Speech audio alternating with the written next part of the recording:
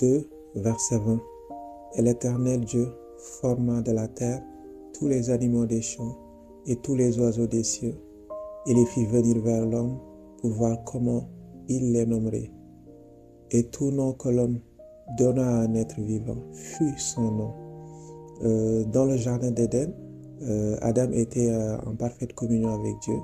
Et c'est pourquoi en fait, quand l'Éternel fit venir les animaux vers lui, il donna à chaque animal exactement le nom qu'il fallait. Et cette capacité en fait vient du fait qu'il y avait une connexion vitale avec Dieu. Mais malheureusement, par la suite, lui et sa femme sont tombés dans le piège de l'ennemi et cette intimité, cette relation vitale en fait avec Dieu a été perdue. Et Genèse, on peut lire dans Genèse 3, versets 8 à 10, ils entendirent la voix de l'Éternel Dieu qui parcourait le jardin vers le soir, et l'homme et sa femme se cachèrent loin de la face de l'Éternel Dieu au milieu des arbres du jardin. Mais l'Éternel Dieu appela l'homme et lui dit, « Où es-tu » Il répondit, « J'ai entendu ta voix dans le jardin et j'ai eu peur. » Alors pourquoi il a eu peur? En fait, une fois déchu, en fait, l'homme s'est enfui de la présence de Dieu et en fait, il y a eu une déconnexion avec le divin. Donc pour rétablir en fait ces relations, c'est pourquoi en fait le sacerdoce en fait lévitique et l'office du prophète, ils ont été utilisés en fait pour servir d'intermédiaire entre Dieu et le peuple d'Israël. Il est aussi important de noter que dans le jardin d'Éden, Adam et sa femme avaient accès à la présence de Dieu. Mais après l'institution du sacerdoce lévitique, avec Aaron et sa descendance, donc seul le souverain sacrificateur pouvait y avoir accès et c'était possible uniquement dans le temple et dans le lieu très saint, donc dans une maison en fait qui est faite avec des mains d'hommes. Mais alléluia, on rend grâce à Dieu car maintenant on a un sacerdoce supérieur à celui d'Aaron.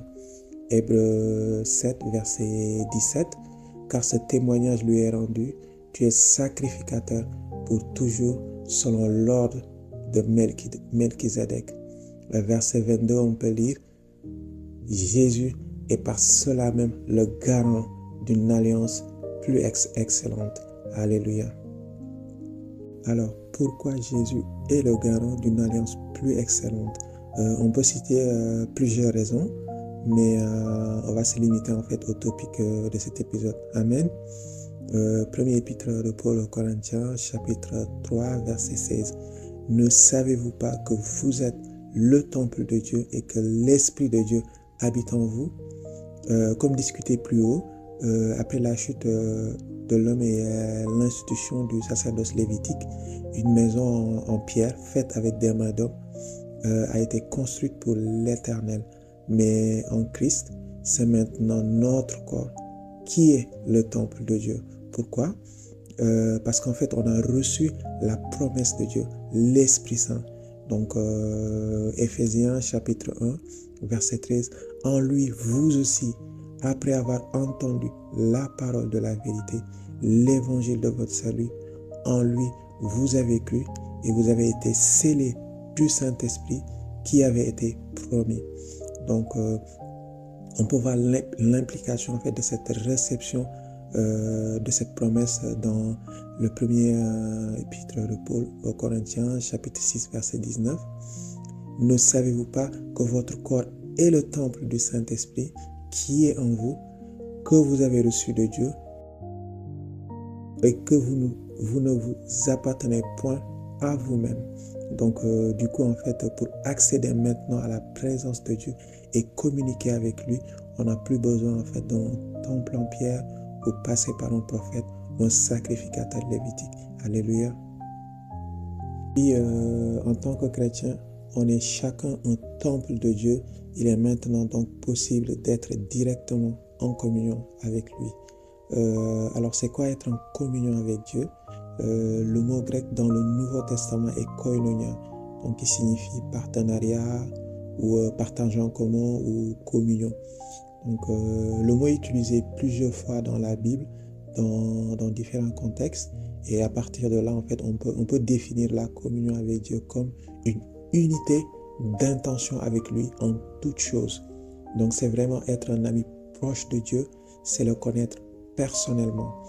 Et il est important de savoir que la communion avec Dieu passe exclusivement par Jésus-Christ, qui est le seul chemin vers le Père.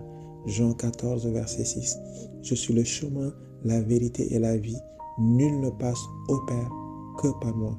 Donc, ainsi en Christ, notre communion avec Dieu est parfaite, car il nous a réconciliés avec lui. On peut lire dans Colossiens 1, versets 22 à 23.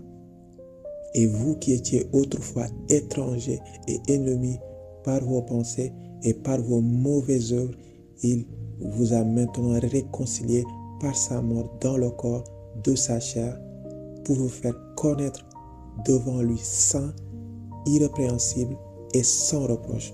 Donc, quelles que soient donc en fait les circonstances que nous vivons, on peut facilement avoir accès à notre Père qui est aux cieux et obtenir miséricorde.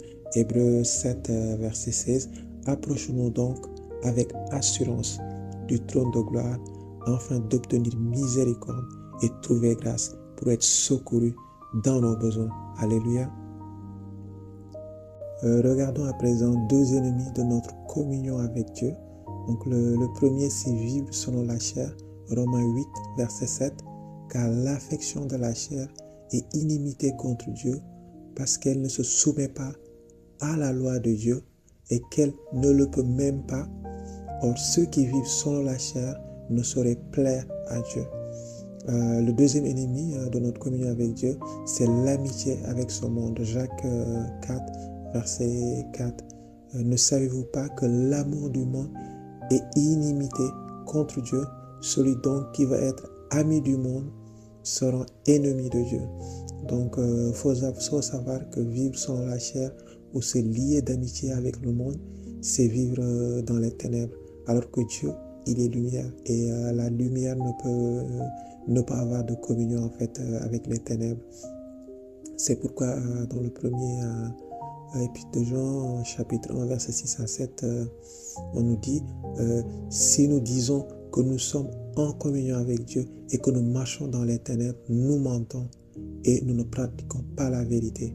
Mais si nous marchons dans la lumière, comme il est lui-même dans la lumière, nous sommes mutuellement en communion. Donc, pour ne pas perdre vraiment notre communion avec Dieu, prenons donc Enoch comme exemple, qui à travers toute sa vie, en fait, il a marché avec Dieu, puis il ne fut plus parce que Dieu le prit. Genèse 5, verset 24. Donc, ainsi donc, comme Enoch, marchant avec Dieu en ayant tout le temps sa volonté, uniquement comme intention. Alléluia. Je ne vais pas terminer cette vidéo en fait sans te donner l'opportunité de recevoir Jésus-Christ dans ta vie. Donc répète cette prière après moi.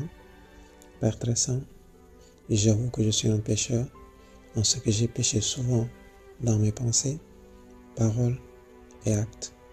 Mais la Bible nous enseigne que Jésus-Christ est venu dans le monde pour sauver les pécheurs et que si je confesse de ma bouche Jésus est le Seigneur et je crois dans mon cœur que Dieu l'a ressuscité d'entre les morts, je serai sauvé.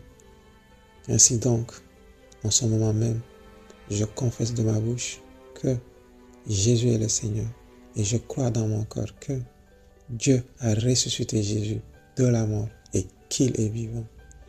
Et par conséquent, je t'invite aujourd'hui, Seigneur Jésus-Christ, à venir dans mon cœur et d'habiter en moi, maintenant et à jamais. Je te donne ma vie, je te reçois maintenant comme mon Sauveur, mon Seigneur et mon Dieu. Je t'appartiens pour toujours. Je te servirai et te suivrai jusqu'à la fin de mes jours. À partir de cet instant, je n'appartiens plus qu'à toi. Je n'appartiens plus à ce monde, ni à l'ennemi, car je suis né à nouveau. Amen.